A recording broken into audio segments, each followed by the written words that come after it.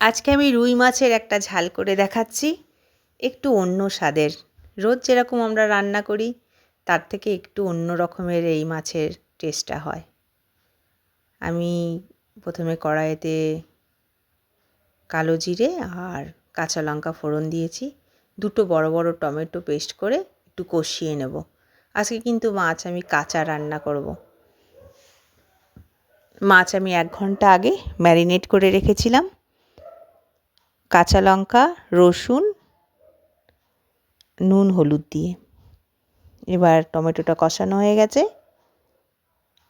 টমেটোর উপরে এবার মাছের পিসগুলো রেখে দেব আর একটু এপিট ওপিট করে 1-2 মিনিট একটু ভেজে নেব। তারপর পরিমাণ মতন জল, এটা তো খুব মাখা মাখা রান্নাটা হবে। পরিমাণ মতন জল আর একটু অল্প নুন আর বেশ খানিকটা ধনেপাতা দিয়ে ঢেকে দেব। মাছটা ঢেকে 5 মিনিট রান্না করার পর মাছটা একবার উল্টে দেব। তারপর আমি 10 মিনিট একদম লো ফ্লেমে এই মাছটা রান্না করব। 10 মিনিট পরে আমি ঢাকনাটা খুলব মাছের। এটার যে একটা রেসিপিটার যে একটা আলাদা রকমের ফ্লেভার হবে, তাতেই বুঝে যাবেন যে রেসিপিটা কত সুন্দর।